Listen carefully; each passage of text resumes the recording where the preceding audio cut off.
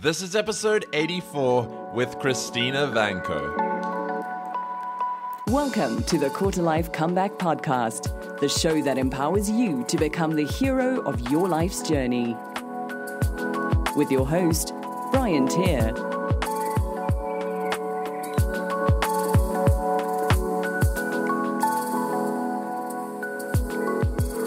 Just getting started is the first step.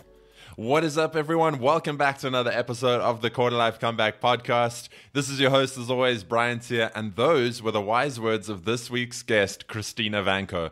Now, before we get to the interview with Cristina, just a shout out to our sponsor. It is Rooster, the awesome alarm clock app that allows you to wake up to something different than your boring, normal alarm tone. So whether that be voice notes from friends and family, inspiring channels, news headlines, sports headlines, world news, whatever it may be, you get to decide, and you can check that out on the Google Play Store or the App Store. And again, that is Rooster, Audio Treats and Alarm. Go check it out. I've got a channel on there too, so you can wake up to some of this stuff if that's your thing. Now, onto the episode with Cristina. And Cristina is an author, art director, illustrator, hand letterer, and a designer who began her career working for creative agencies before deciding to go her own route and pursue the world of freelancing. Now her mission is to create cool things with a purpose, and her books are a prime example of that. Throughout her journey, Cristina has battled many of the same demons we all face as young adults, including those annoying little voices in your head trying to tell you that you're not good enough or that you aren't ready for the real world. Her latest book, Adultish, is an illustrated creative journal filled with prompts asking readers to record different memories in which they felt truly adult-like. From the first time you visited home without bringing dirty laundry, to the first time you felt truly comfortable in your own skin, the small victories and meaningful milestones in this visual journal allow us to celebrate all we've already achieved and laugh at how small our past problems really were.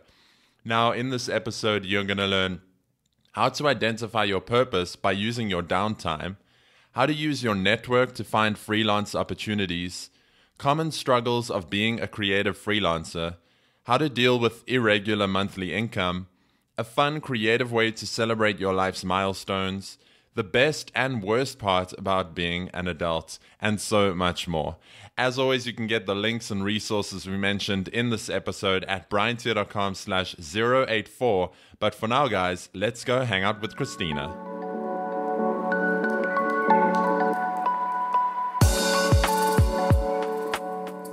Welcome back, everyone, and a big welcome to today's guest. I'm excited to be speaking to Cristina Vanko. Cristina, welcome to the Quarter Life Comeback. Hi. I'm really excited to be speaking.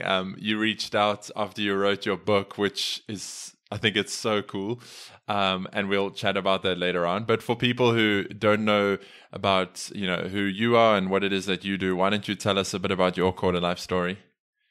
Yeah, so I'm Cristina Vanko. I currently am a freelance art director, so that basically means I kind of bop around different ad agencies when there's freelance help that's needed, mostly working on different brands in advertising. Other than that, mostly in my free time, I also am an author. I write a couple books, one called Hand Lettering for Everyone, and my newest one is Adultish. And I'm also an illustrator, so try to bring all those passions together somehow, and that's that. Mm-hmm. Yeah, I love that. So a creative, and you mentioned now trying to bring all those passions together. How have you found that experience to be in figuring out where they all align? It's definitely been interesting because it kind of all fell into place. Like last summer, I was kind of debating whether to quit my full-time job and actually just focus on writing and illustrating and giving myself that chance to really see if I could make that happen on its own. But then, unfortunately, I did get laid off, and I kind of got thrown into that, which was kind of a blessing in disguise, because then I did learn that, freelance opportunities still happen, so you can still make money. But it also gives you that freedom of not being tied down to a 9-to-5 and having some off time to actually work on my books and some illustration projects that I had. Yeah. And do you think you would have left the job by now if you hadn't been laid off? Oh, definitely. All right, gotcha. Yes. And I think there's something really valuable there is, I don't think this is just applicable to creatives, but building up a skill while you are at a 9 to 5 so that if something does happen, you do have something that can, pay the bills and create an income for yourself. Right. So do you think you always wanted to be a creative? Yes, I grew up with an art teacher as a father and a doctor as a mother. So it was always kind of that struggle between, do I stick with the sciences or the art? And my dad would always say, listen to your mom. So I grew up thinking that, science, it's all going to be science. And then my sister went to law school and I really loved debating her. And I was like, maybe I should be a lawyer. And then she kind of pushed me into the direction of, hey, if you really want to stand out among law school applications, you should probably major in art. But that was just her little way of pushing me into an artistic career. And I'm really glad she did that, just because I learned that you can make art work as a career in itself. Mm-hmm, mm-hmm. Yeah, I love that. It's a super, super interesting combo of a doctor and an art teacher. Yes. And would you say that, being a creative is your purpose? I would say so, just because creatives tend to look at life a different way. And not only is it like a career or a job, but it's kind of like a way of living as well, just because there are different mindsets that you could use to apply to so many different situations, and problem solving in general. Mm-hmm. So I would kind of say so. What are some of those mindsets that you think are unique to creatives? Just the way that they look at problems differently, or I don't know, just I can't think of a good example right off the bat, but Gotcha. Yeah. Gotcha. And I asked you if you felt like being a creative was your purpose. What is your view on the whole finding your purpose and how to go about that? Finding my purpose, or finding purpose in general, I think, for me, for example, illustration and lettering wasn't something that I learned in school, but it was something I was always interested in. And right out of college, my first job wasn't really fulfilling my creative side quite as much. It was still a job in design, which was really great on paper. But for me, it was everything that I was trying to do and learn in my free time that really got me motivated to do anything else. So I think it's just starting is the first step. I know I wasn't an expert back then, but it led to some great opportunities just by starting and sharing my work.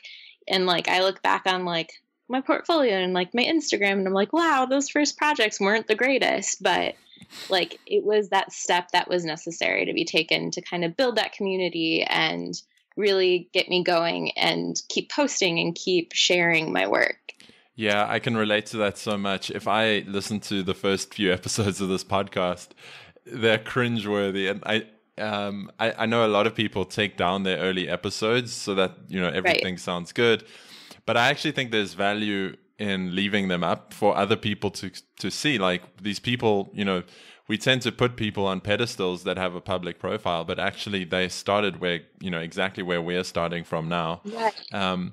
And there's that funny saying, if you're not embarrassed by your first version, you've launched too late. And I think there's really value in acknowledging that things are going to be ugly at the beginning, but getting started anyway and putting yourself out there anyway. Right, exactly. And the thing is with art and creativity, it's such a subjective thing. Someone might look at, to use the cliched example, Picasso's work and think it looks horrible. But for someone else, it's a masterpiece. So especially in the creative space, it's what is good and what is bad. Right. I think you just have to, suck it up and put it out there. Exactly. I wanted to speak to you about, you said you got let go, but you were planning on going the freelance route anyway. And I'd love to find out what it was like going freelance from a sort of paid 9 to 5 job, and advice you have for other people thinking of doing that. So the advice that I have is just utilize your network as much as possible, whether it be like going to meetup groups and like meeting new people. And it's not necessarily like networking in the networking sense, just meeting new people and finding what they're interested in. And a lot of times that they'll kind of come up with, hey, I know this person, or I actually have a need for this at this company. And also being really good with LinkedIn, which is surprising. I didn't realize how valuable of a tool it was until going freelance, just because there are recruiters that constantly kind of look at your page and will reach out when opportunities come along. Just keeping everything updated, which I know by default with like in a full-time career, like you always never update your site, but always just keeping your work updated, because you never know who might come along and see it and might want to bring you in on a project. Yeah, that's really interesting. I always just assumed that LinkedIn was more popular with sort of the corporate world. No idea that even in the creative space it was utilized in that way.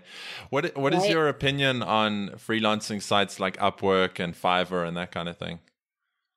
Oh, I haven't actually been on those. Is Fiverr the logo one, correct?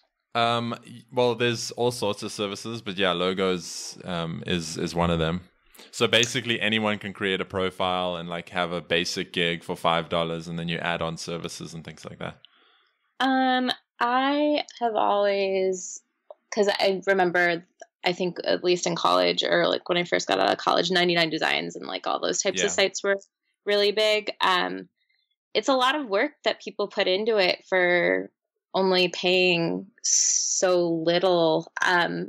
I just feel like the work isn't valued quite as much for the amount of work. So I'm always careful around those types of sites. Yeah, and I agree. I think knowing your creative worth is really important, because I still have friends that charge way too little when really they're like almost like the most elite person in their field. And I'm just like, what are you doing? You gotta do this for the rest of us too. Yeah, and like the more and more people that charge a little, it kind of like brings down the sort of the value. Yeah, the estimated value. And that was my opinion on those sites too. When I was doing some freelance podcasting stuff, is you're competing against people from like, the Philippines and that kind of thing that are charging peanuts. And so it's almost like if you want to get work on there, you have to charge way lower than you could. Right. But tell me a bit about, you mentioned your friends who are charging too little. Where does that come from? Well, I'm from the Midwest, and I think it's just the good Midwestern value of hard work that people put in, that they think they're not quite New York, but they're pretty humble about their work. At least a lot of my friends, I feel, are kind of that way. But I don't know. It's just like they don't know how good they are. I feel like sometimes the Midwest is overlooked as like a creative like marketplace as well. Because most people, at least in the States, are like, oh, if you're not on the East or West Coast, that we do kind of feel little in a sense. But I feel like people just need to brag about their work a little bit more and stop being so humble. And do you think it's a case of like, how do you determine your price as a freelancer? Is it coming up with a number that feels good and then adding like 10% onto that? Or how can people sort of find a price that's right for their quality of work? Yeah, I guess it just depends on like who the client is too. If it's a big corporate versus like a small non-for-profit, I usually start at a baseline, and like depending who the client is, kind of go from there. And a lot of times too, it's what is this artwork used for? It could also depend and figure into that cost. Okay, gotcha. The usage rates.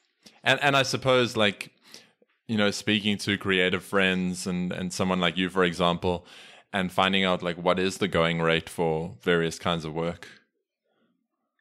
Yeah, I always tend to be really open about that, just because how are you ever going to find out what you're actually worth? I know some people try to like hide that fact, and will like tiptoe around it. But I've always been really open, just so we could all help each other versus go in blindly. Mm-hmm.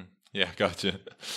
So we mentioned, charging too little and that kind of thing. What are some of the other struggles you've found of being a creative and especially freelance? Some of the struggles, at least internally for me, I found out I'm a bigger extrovert than I thought. And working alone is actually pretty tough. So in order to like solve that issue, I just tend to work in coffee shops and make sure that I'm around people and make sure that I like go to meetups or actually see people who would normally you'd have coworkers every day. But just to make sure I get that like sense of human interaction. Yeah. But other than that, struggle creative wise, sometimes it is the finding work. There, like when it rains, it pours, and you hate to say no to things, but sometimes you just can't say yes to everything. And knowing that you can say no is like empowering at times too, because you're in a good place.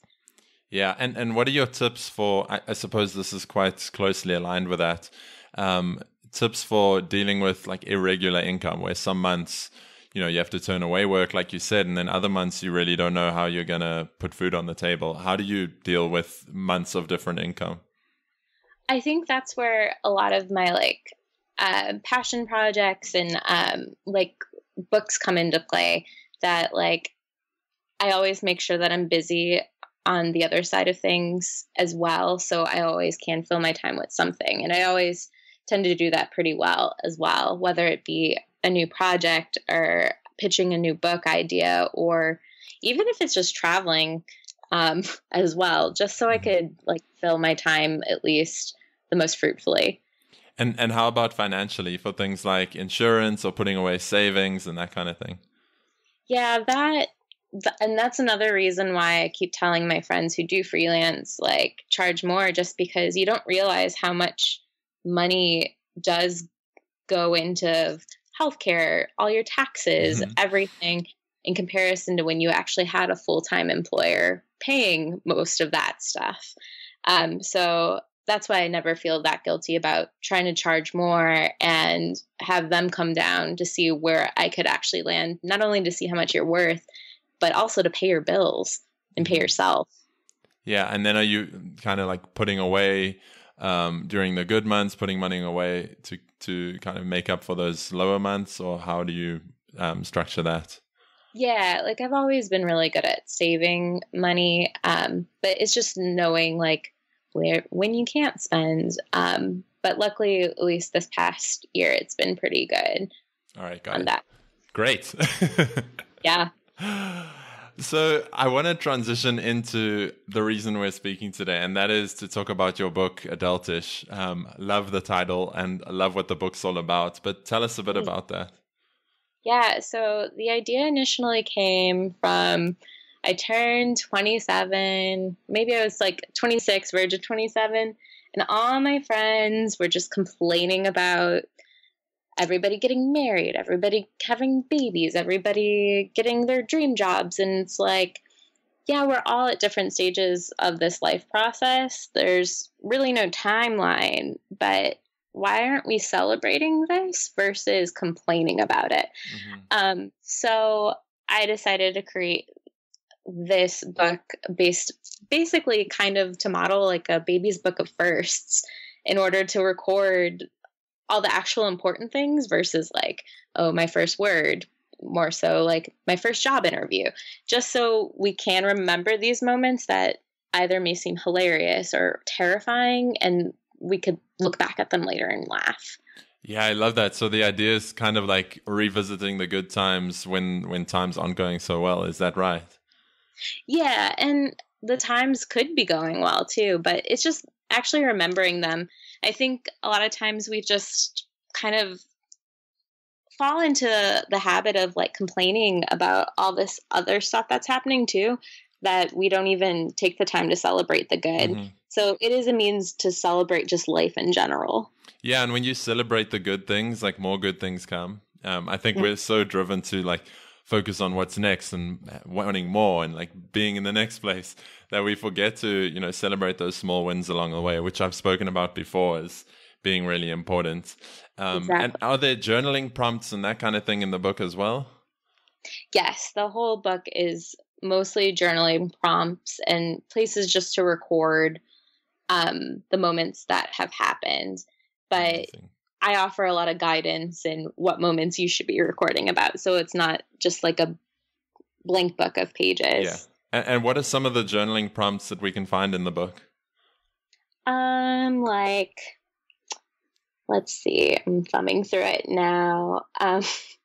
One of my favorites is draw the first plant you kept alive, just because that was one of the moments that I was like, wait, I like plants now. When? I can keep them alive. What am I turning into my mother? Let's see. Oh, I really like this page too. Whether you're engaged to a human or a slice of pizza, draw a silly engagement here. That's definitely one of my favorites. I love it. When was the first time you felt vulnerable? On a more like serious. That's a good one. Yeah. When was the first time you felt vulnerable? Oh man, I don't even know. Like looking back at it, like because now I'm like entering late 20s, or I'm already in the late 20s. I look back at these moments and I'm like, oh, I have like 5 there. So I got it. Yeah. And did you experience some sort of transformation just while writing the book? I think I did. Like in a strange way, I think I did grow up a little bit. Because it does help you like kind of think through like, oh wow, all this stuff has happened. Am I actually an adult now? So I think I did. Mm-hmm. Yeah, I often love to, I keep like a little list on my computer of small wins and things along the way. And if I feel, which happens often, I feel like I'm not really making progress fast enough or something like that. And then I look back and think like, oh, wow, like 3 months ago, I wasn't even working on this thing that I'm working on now. Right. So that's kind of the idea of the book. So I love that. And then another project of yours that I really love is 100 Days of Adulting. Yes. Tell people a bit about that. So 100 Days of Adulting is my illustration Instagram account that kind of goes along with the book, but it just pinpoints different moments that I've really felt like I'm an actual adult. So each of the illustrations follows the prompt, you know you're an adult when, and then I kind of fill in the blank with an illustration with an object that's talking. So like, for example, hopping on this fidget spinner trend, like, you know, you're an adult when you're out of touch with trends, and the fidget spinner saying something funny. And it kind of just goes through all those moments that I feel like, oh, I truly am an adult. Who would have thought that I'd be drinking coffee after dinner? I must be an adult. Or like, my stomach actually can't handle like delicious food anymore. I'm an adult now. So I go through all those little moments. And what is your process for like coming up with all these things? Because some of them I look through, like the Instagram account, for example, and they're all so true. But I would never have thought of that if I had to think of them myself. Like, when do I feel like an adult? But they're also relevant. So how do you come up with all these things? A lot of times it's just based on like a day-to-day basis. I'm like, oh, wow, I actually read the wash instructions to the shirt today. Like, that actually means I care about this object. Like, I must be growing up, because usually I just throw everything in together and not even care about like mixing colors and whites. So it's either from like personal experience or even just being around people that will say silly things that I'm like, oh man, we are growing up, guys. Yeah, so there's a big sense of awareness there and noticing things that pop up around you. What is the best part about being an adult, and the worst? I think the best part, and probably the worst part too, is just having so much freedom. Like, there are days, well, maybe this is also because I'm a freelancer too. It's really nice to have that freedom, but also I do miss some structure in my life.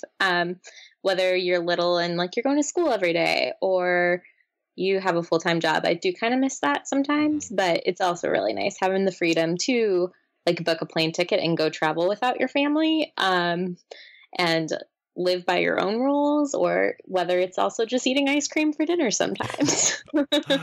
And coffee post dinner. And what are some of your little tactics that you use to, not just spend the whole day on the couch when you have so much freedom, but actually get work done? Make sure I get dressed.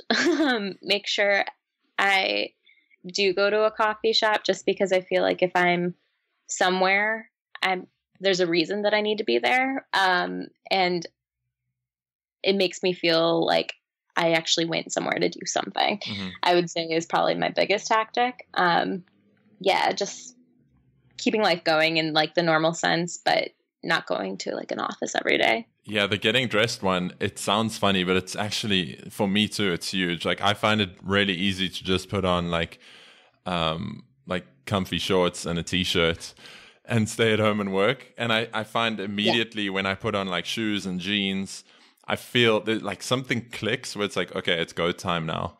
Exactly. Even if I stay at home, but just that little trick makes such a big difference.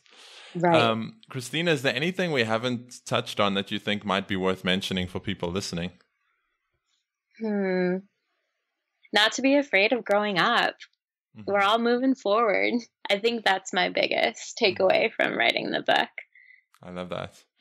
All right, I do want to be mindful of the time, but before we wrap up here, I've got some quickfire questions. So whatever comes to mind first is perfect. The first one is, what do you wish you'd been told early in your 20s? That nothing is permanent, whether it be living in a place or a job, or even just friendships or relationships in general. That life is fleeting and you can make changes when you want to. Mm-hmm. I love that. What is the biggest opportunity for quarter lifers today? I think just having so much access to, whether it be people, the internet, and like sharing their own personal stories, mm-hmm. and making sure their like story is heard. I got it. I do have one more question, Cristina, but before I get to that, where can people go to get hold of you and find out about Adultish and 100 days of adulthood and that kind of thing? So 100 Days of Adulting is on Instagram at 100 Days of Adulting. Adultish is brought to us by Penguin Random House, so you could find it on the publisher's website. And with that, they have many different vendors that you could go along to see where you could find it at. And then there's also an Instagram account related to the book called Adultish Book. And then finally, I'm at Cristina Vanko on Twitter, Instagram, basically anywhere. Yeah, and I'll link up all of that in the show notes. And definitely to the book as well in your online store. You got some cool little things for people to buy over there.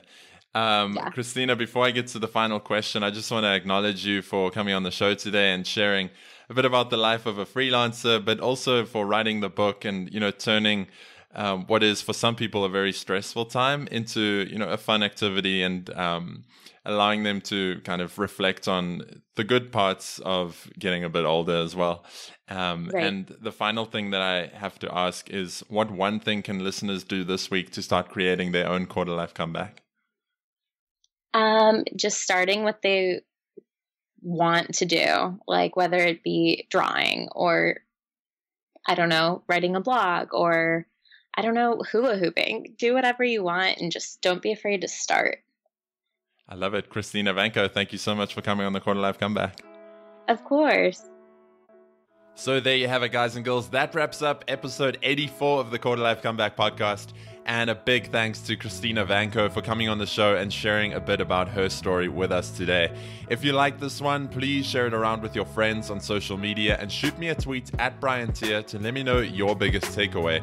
For me, there were so many, but something that the guests keep coming back to again and again and again is just get started. It doesn't matter if you're starting your own business, going freelance, working in a 9-to-5, or trying to find your passion. The most important thing is that you just take that first step, whatever that may look like for you.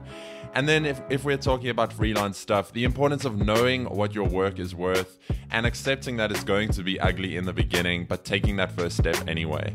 As always, you can get the links and resources we mentioned in this episode at bryantier.com/084. And if you want some guidance from me personally to make sure these last 3 months are the best months of the year and set you up for an even better 2018, then make sure you reach out and go to bryantier.com/coaching and find out how we can work together to make you achieve your goals. Thanks once again for joining me this week. And until next time, keep creating your quarter life comeback.